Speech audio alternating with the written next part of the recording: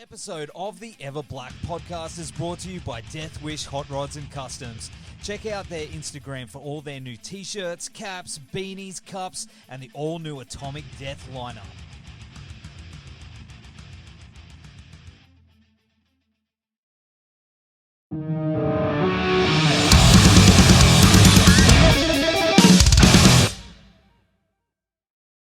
How are you, Pearl? I'm good. How you doing? Yeah, really good for a Wednesday morning. Lost count. Lost track. How's everything going over there? It's good. It's good. What time is it for you right now? 6:30 a.m. All right. So I get the kids ready for school. We do the whole, you know what it's like. Yeah, I know it well. Yes. Because your little guy, he's be a little older now, wouldn't he? He's not so little anymore. He's almost 11, actually. Crazy. I remember talking to Scott like years ago when he was only a little dude. Now he's yeah. Now he's like, his his first album's coming out in a month. Really? Yeah, they have their first single is releasing this Friday on all streaming platforms. No way. What's his band called? They're called Honeybee. Oh yeah. Cool. They're like a power trio. Yeah. He plays drums. Yeah, it's really cool. It's like oops, you okay? Yeah, so much for that ball. Hi, Scott. It's like a Queens of the Stone Age. It's like hard rock. It's really cool. I will check that out. I'll add that in the show notes as well. But cool. I have to say, this new Motor Sister album, it's out on May 6th. Holy shit. Like, it is so much fun. Like, it kicks hard. Dangerous to drive to. I figured out. But mission accomplished. You got to be proud as that. We are, actually. I had it on earlier today in the car with Revel because we have some live performances coming up and I was brushing up on my lyrics. But yeah, I was driving while we had it on, and yes, you're correct. It's dangerous to drive to, that's for sure. It's well, I mean, where the first album, Ride, was a collection of re-recorded Mother Superior songs, this one has you guys getting into a room and jamming it out and wrote a bunch of new material. How was that experience of, starting fresh with those guys and getting creative and digging into that? It's fantastic. I mean, it's very natural for us, I think it wouldn't be the last time, so we put out that first record, Ride, and then took us a little while to come back together and make this record. But, it's kind of tough to get us all together in the same room because, Scott has Anthrax and Johnny has The Cult and Joey's got Armored Saint and Fate's Warning, and now he's going to be out with Merciful Fate pretty much this summer, which is really cool. And Jim has his thing with Daniel Lanois, and so anyway, this is just when it could happen, it happened. And Jim actually came to all of us and was like, guys, I have a whole bunch of really cool ideas. Should we do it? And we were like, yeah. And he played it for us, and this is what came out. It didn't really take that long to write it. It just is so organic, That's awesome. And you recorded it at Foo Fighters Studio 606 with Jay Ruston. That place just looks incredible and perfect for this kind of stuff. Do you also think, jamming there and, making this record had that certain vibe that it leaked into this album's writing? Yeah, that place definitely has a vibe, and it has a vibe that jibes really well with us because it's a family vibe. Going into working at 606 is like, going to your clubhouse and hanging out in your living room with all your friends, you know, where you know your best people go and hang. The energy there is fantastic. And then also you're playing your music through the Sound City Neve, which is like, you know, legendary vibrations have passed through that machine. So, you know, that adds to the stellar vibe also. It's just, we're very honored to, you know, be able to work in that space. It's fantastic. I've only seen pictures and it just looked amazing, you know. So much history. So much history. And the guys, the Foo Fighter guys are so generous with their space and their gear and their their staff that works there is like everybody. It's a total family vibe. It's really extremely positive and supportive, and it's just there's everything good, you know. That's so cool.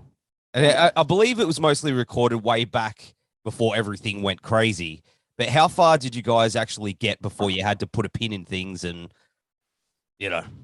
We were actually really kind of lucky in that we didn't get the notice that the world was closing down until we were, I think, on the last track, you know, because they do it live all together in the same room. All the music is played all together at the same time, like a band in a room, you know. And I think, weren't we on the last track? Just like on the right there, just like that, right? Wasn't it that one? That's why when you hear that track right there, just like that, it starts off with Scott yelling, "The world's going to hell and we're making rock and roll." That's really because we had just like taken a break and everyone got the notification on their phones at the same moment, you know, like, go home and buy cans of beans and fill your bathtub with water and hurry, you know. And we were like, well, we could do this one last one. And so it went in and they finished the last track, and that's why he screams that. I was wondering what. Everyone went home right after that and went into lockdown for a year or whatever, you know. Man. Yeah. And so it took us about that long to get back to it, to put the vocals on everything, you know, but the music was done. There you go. Much. That's awesome. That's awesome. But, you know, the riffage on this thing is awesome too. I really love, you know, the track, Excuse Me, Your Life is Exposed. That's a good one. And Bruise It or Lose It, you know, that AC/DC groove. You know, I hear so many different little influences in this band, but you guys got, you know, a little fresh spin on it all. Is that something that you guys discussed going into it, that you were like, you know, let's just put everything into this pot?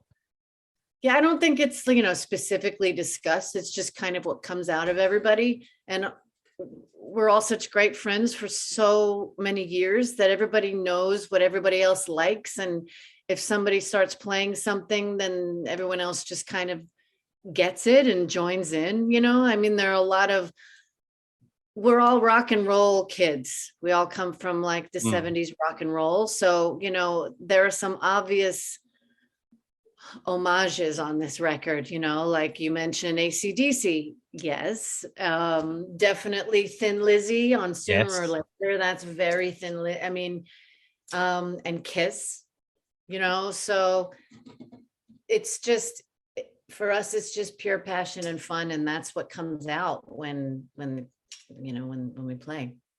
And you hear it, as I said before, like, it's such a fun album to like, because I've got a long commute to work, and you know, I've listened to it so much that, you know, when those little things pop out, it's like taking a little time machine back with you guys. And you know, it's a feel good album, man. It's a really good feel good rock and roll album. That's what I like about it so much.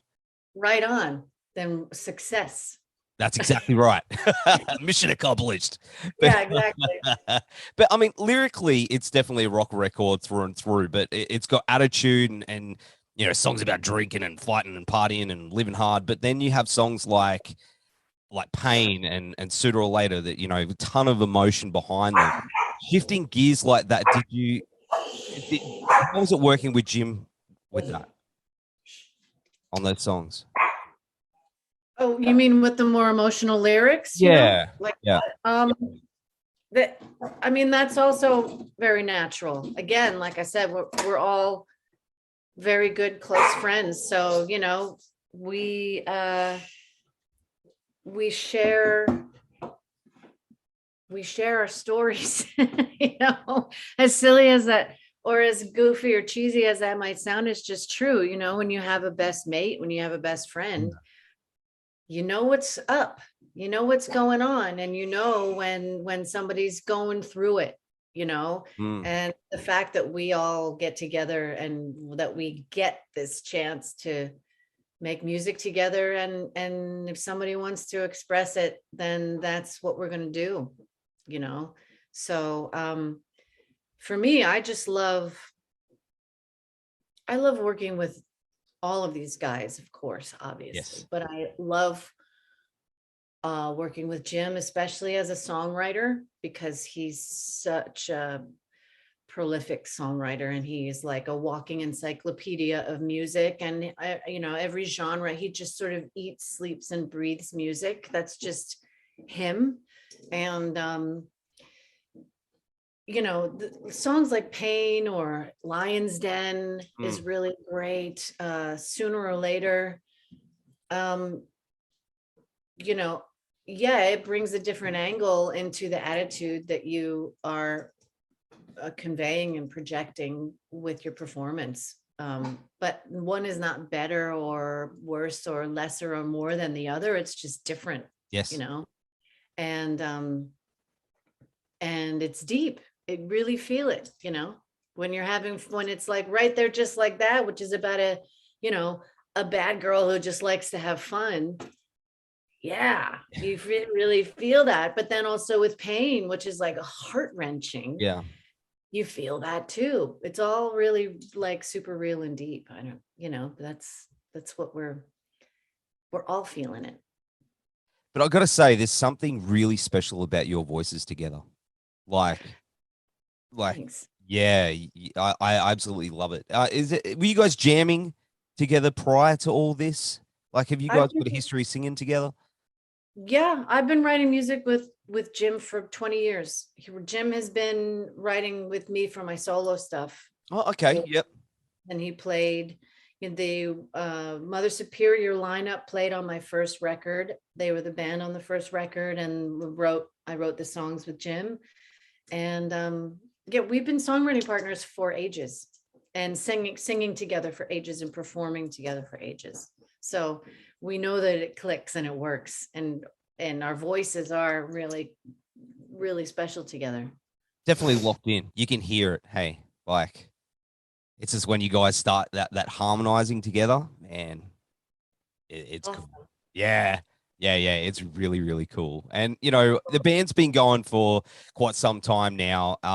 And it's a dream lineup when it comes to putting a bunch of talented dudes together, and yourself. You know, what do you think makes this band so special? Other than you're all very talented and you're all mates, there's definitely something underlying there that really makes this band something special. Could you pinpoint what that is? I think it's just, I think we're all vibing on the same plane, if that makes sense. You know, like we touched on before, you know, we have our homages to the bands that we love, and that sound comes out, but we're not trying to make that sound happen. It just happens because everybody's kind of made of it. You know, we've been listening to it and loving it for so long that it's really just naturally what happens. You know, it's not a concerted effort to let's try and make it sound like X, or, you know, not the band X, but, or, you know, one band or another, whatever it might be. We just kind of we'll start grooving on something, and they'll start playing something, and we'll go, oh yeah, it's kind of Kiss, isn't it? You know, it is, you know, oh cool, let's go with that. But you know, also what goes along with that 70s rock and roll vibe is that undeniable metal edge that comes in with Joey and with Scott, and you know, and I think that is the special ingredient also. you know. I think you're right there. I think because I was trying to pinpoint that too. I'm like, it's got a lot of drive behind it, and I was like, I think that's where. Yeah, you're right. I think it's that little bit of sprinkle of metal in there too. Gives that little Yeah. bit of engine behind it too. Yeah. Yeah, absolutely. So another thing is metal and rock and everything is it's a family thing for you guys. Scott and your son have been jamming. I've been seeing their videos. They're cool. I hope my son, when he's a little bit older, I can jam with him too. But he's only 4. He's into Marvel. But it must be pretty cool. When he was 4, Gotta start him young. Yeah, absolutely. It must be pretty cool for you to see those boys jam out like that too. Hey. Absolutely. I love it. I'm the one who takes the videos. Yeah. So yeah. Oh, I love it. And I never get tired of it. And our house is filled with loud music and all of the time. And there's nothing to complain about, and we have fantastic neighbors who tolerate the sound. We were lucky in that sense. We could have been unlucky in that sense, but we have very cool neighbors. But yeah, I'm beaming with pride. Do you all jam together? Is that something you do as a family sometimes? It's more Revel and Scott. They got on they were making those they make those reels, which have become really popular. So they've been doing that, but maybe I'll get in there sometime. That'd be cool. I'd love to see that. Yeah. Full family affair. Do it. Yeah. Yeah. But of course, I mean, as a vocalist also, you've toured the world and jammed with some amazing musicians. Has there been one tour experience for you as a solo artist or a singer, Mötley Crüe backup singer? Have you? What's that one show for you that's been the most significant? I reckon. One specific show. I mean, I think there are a lot of experiences.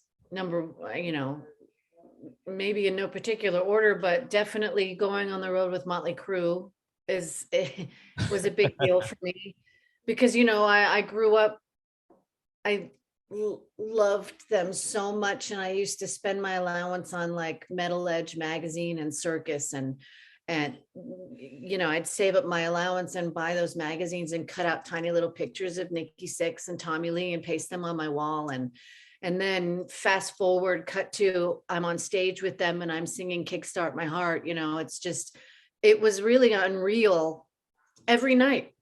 I would have a pinch me moment every single night, and then knowing those guys and traveling with them. And we were all over the States and we were in Japan for a month. And that was really amazing and fantastic and extremely educational. And with my solo band, we went out and we opened for Velvet Revolver on their very last UK run, which was also pinch me moment. You're walking off stage and Slash is walking on the same stage and Duff and that's like head blowing up stuff. And there've been I'm really lucky to have a good collection of fantastic experiences that I'm really proud to say that I did. I opened for Heart at the Gibson Amphitheater. Oh, that's solo band. Oh my God. I mean, they slay me. Those women are amazing. Still, yeah, of course. Oh, incredible. And I was a musical guest on Jimmy Kimmel's show, all kinds of things like that. I'm just really grateful to have had all of those experiences. It's really very, it's very cool. Yeah, absolutely. And there's more on the way. You guys are playing Welcome to Rockville coming up as well. That line, I'm pretty sure they've got every single band from every country, from every street on that lineup. You look at it and you just, like that Hellfest one, you're just like, how did they get all these bands? That's going to be massive. That's going to be such a good time. That's going to be a lot of fun. And it's a lot of fun too, because we get to go and we see a lot of people that we know, and our friends are in a lot of other bands that are playing, and yeah, it's going to be nothing but fun. I can't wait. We got a couple of Aussies on there too. We got Parkway Drive in the chats. Oh, really? Even. Yeah. Cool. Got to represent Australia a little bit. Got to send a couple of us over. Definitely. In saying that, is there any plans for you guys to come down here? Now things are starting to. We would love to.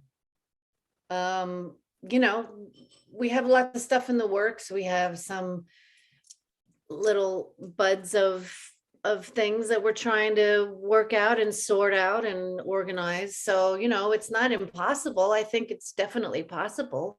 We just we got to make it happen. Yeah. And we got to make all the schedules align. So that's all of that. It's a lot of moving parts, but I think that's something definitely that we would want to make happen. Yeah. Well, you're more than welcome, and we would love to absolutely see. See, it's early in the morning. Let me rewind that one a little bit. We would absolutely love to see you guys down here. See, I got there in the end, because that would absolutely blow my mind. Because this album, as I keep saying, I can't. Amazing! I love Australia. Yeah, you've been here before. Yeah, way around the place. Come on, we got to come back. Yeah, absolutely. Even for a holiday, bring the boys. Come down, have a barbecue, some beers. That's right. Absolutely. Play some rock and roll. Yeah, that's the way to do it. Well, Pearl, it's been an absolute honor to talk to you today, my friend. We'll have all the links down here for the new album. It absolutely kicks ass, and you're an absolute legend. And I hope you have the absolute best year ahead for you. And come down. And I appreciate it. No worries. And thanks, Scott, wherever you are. I'll catch you up another time. He's waving. Tell him I loved him in Metal Lords. I got a chuckle. He's wearing his Metal Lord sweatshirt right now. Oh, awesome. I loved it. I dug it. I loved it.